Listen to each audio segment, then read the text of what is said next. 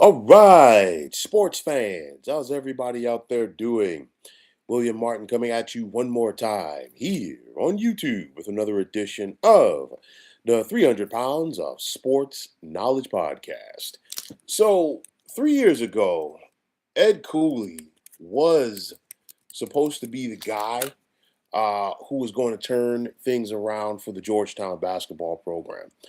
Cooley walked away from a good situation at Providence where he was basically a made man. We're talking about a guy in Ed Cooley who was from Providence.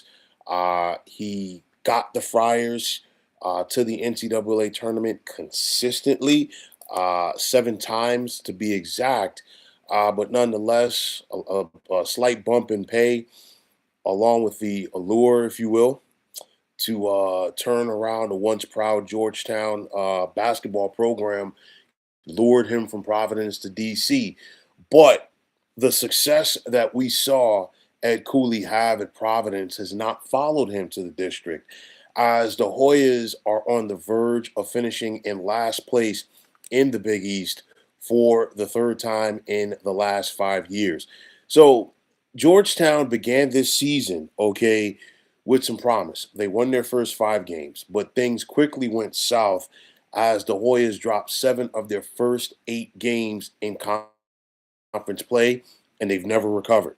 What makes it worse for Cooley and Georgetown is that this is really not a strong Big East this year. There are only 3 locks to get to the Big East. I mean, to get to the NCAA tournament, as UConn, St. John's, and Villanova. Maybe a fourth, depending on how things work out for Seton Hall. Okay.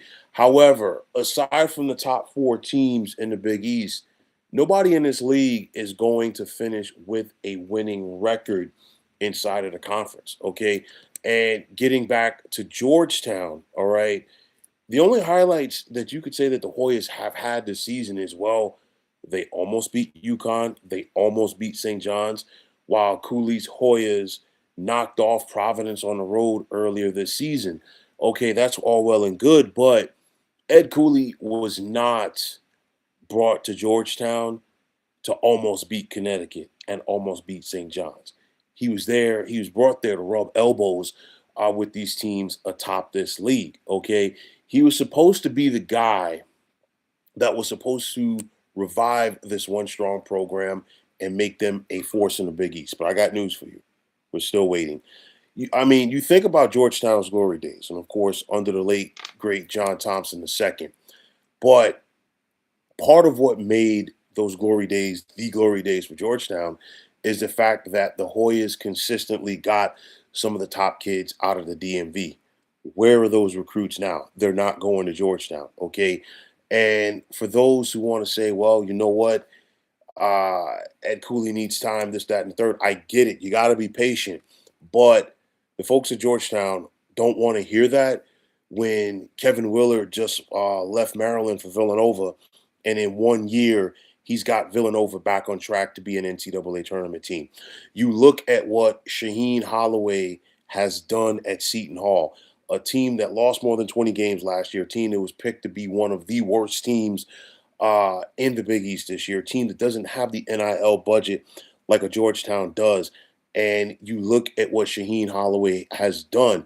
The Hall have been in contention. They've been a bubble team for the last month or so, but they still have a shot, a legit shot, if you will, to make the NCAA tournament. So the bottom line is, again, like I said, this is a down year for the Big East, and from 5 to 11, it's been screaming out at you for somebody to step up and seize the moment, take the ball and run with it. Georgetown has had their opportunities, but again, like I said, they have not been able to get it done. And I mean, us outside of a 4 game winning streak within the Big East in late January and early February, it's just been disastrous for this team. Following their last win, which came at home on Creighton against Creighton more than a month ago, it's been loss after loss after loss after loss. Okay, and like I said, Georgetown has had their opportunities, but they cannot take care of their business. You look at a Hoyas team right now; they're ninth in the Big East in scoring. Okay, They're ninth in the Big East in field goal percentage, assist, and point field goal percentage. That ain't gonna get it done. Uh, Ed Cooley, as far as I'm concerned, of course, naturally, he got a multi-year deal. He got more money to be lured away from Providence to Georgetown.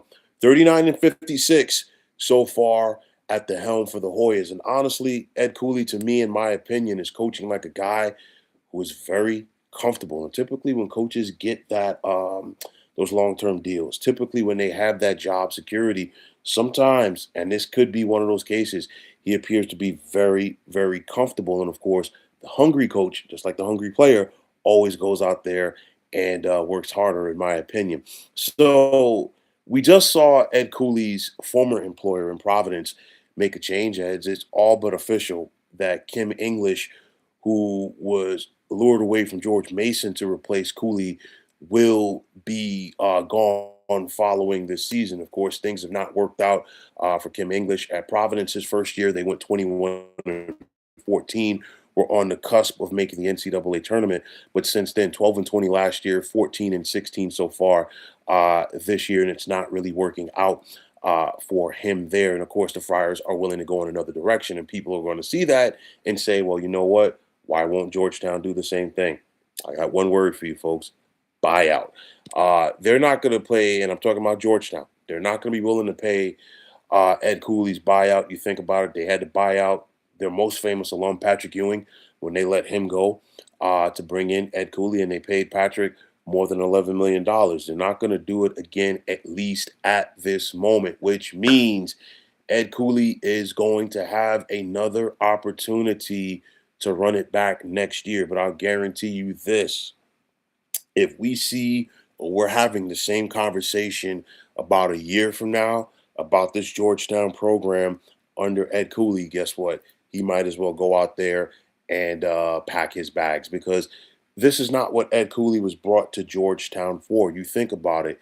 Now it's going to be one time in the last 11 years that Georgetown has made the NCAA tournament. You got to go back to 2015 to find the last time that Georgetown won an NCAA tournament game. And that was also the last time that Georgetown was ranked at any point of the season. You think about it. Three consecutive 20-plus loss seasons. They in each of Patrick Ewing's last 2 years at Georgetown, they lost 25 games. Ed Cooley's first year, they lost 23 games. Last year, it looked like they were getting it going. They finished 18 and 16. And of course, now this season, they've regressed once again. And you have to wonder at this point, what is Ed Cooley doing? It's one of those, you look at the Big East, and of course, the strength of this league is UConn. UConn has won a couple of championships. They're looking to make it three out of in the last 4 years as far as the NCAA tournament goes.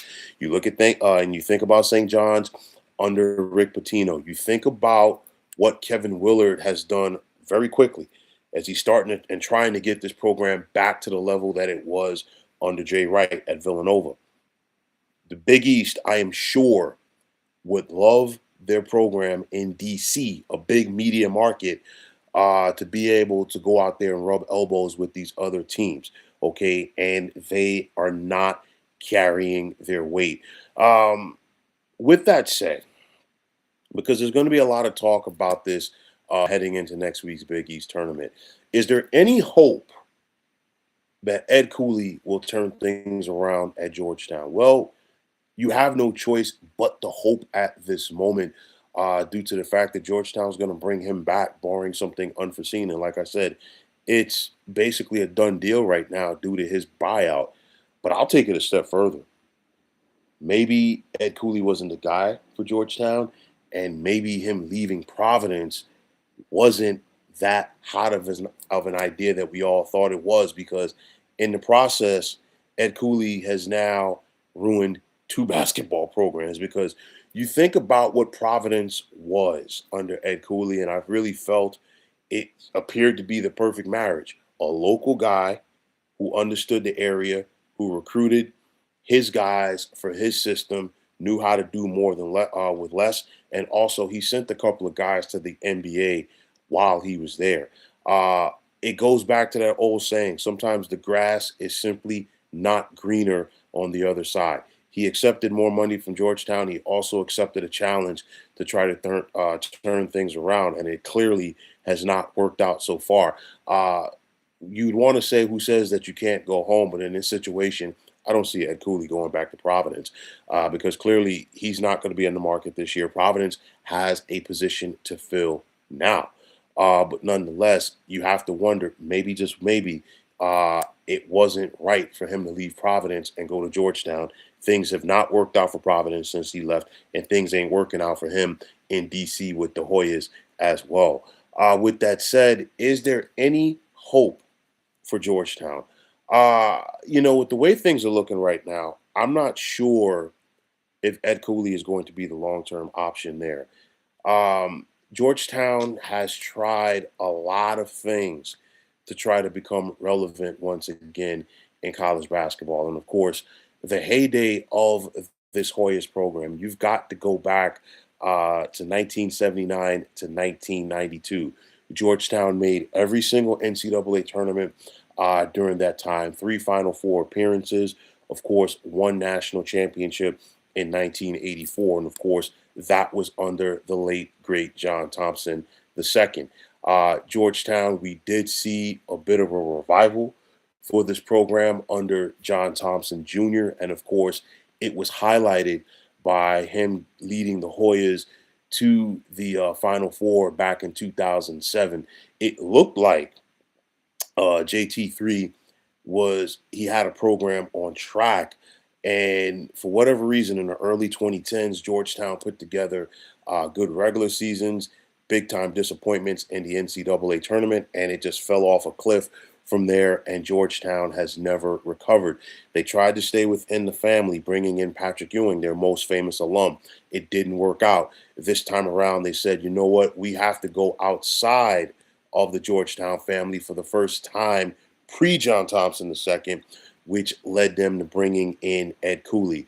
The bottom line is this: it doesn't matter whether it's going to be somebody within the Georgetown family or not. The school needs somebody who is going to ignite this basketball program. The school needs somebody who is going to ignite uh, this basketball community. The school needs somebody who is going to ignite the DC area, period. They need somebody who is going to make Georgetown basketball feel like it's something again, feel like it's a part of the Big East again, feel like it's a part of the college basketball scene as a whole. And again, they have to find somebody who is going to viciously, and I'm saying that in a good way, recruit the DC area, get some of those top kids to come to Georgetown, get some of the top kids from the Northeast who want to play for this program, who want to play in the Big East. And you have to go out there and change the culture. Ed Cooley has not done that so far at Georgetown. And at this point, I'm not sure if he is going to be the guy. But nonetheless, like I said before, due to his buyout, we're going to see Ed Cooley coaching his team once again next year. And it's a very interesting time for Georgetown because guess what? There are some wholesale changes coming around the Big East. We've already talked about Ken English at Providence. Is Greg McDermott going to retire at Creighton? Is Thad Matta out at Butler? Okay, so that's three programs right there. What could Shaka Smart be on the hot seat at Marquette? So, nonetheless, with all of that said, this might be the time for Georgetown to strike and go in another direction, but they're not. So, Ed Cooley's going to get another mulligan to try to figure this thing out. But I guarantee you, if we're having this same conversation a year from now, and if we're talking about Georgetown being a sub 500 team in the Big East once again, I'm not even sure if Ed Cooley would get the full season. But nonetheless, this is a state of affairs for Georgetown, and they're very sad. Ed Cooley went to DC with high hopes, but at the end of the day, he has not delivered. And it's a darn shame because the Big East and college basketball as a whole, in my opinion, are better when Georgetown is relevant. But folks, that is going to wrap it up. And as always, I want to take this time out to thank each and every one of you for checking out the 300 Pounds of Sports Knowledge podcast here on YouTube. And as always, if you like what you heard and saw in this podcast, you know what to do. Just hit that like button as well as subscribing to this channel. And like I always say, it's greatly appreciated. Also, if you are on the X, formerly known as Twitter, you can check me out anytime at 300 Pounds of Sports. And like I always say, if you give me that follow, it will be my pleasure to do the same in return. And that also goes for Instagram, where you can check me out at 300 Pounds of Sports Knowledge. Also, if you're on Facebook, be sure to check out the Sports Depot 365. And as far as I am concerned, one of the better sports groups going on social media. But until next time, fine folks, my name is William Martin, and I am signing off. And I'm saying thanks once again for checking out the 300 Pounds of Sports Knowledge podcast here on YouTube. Be well, everybody.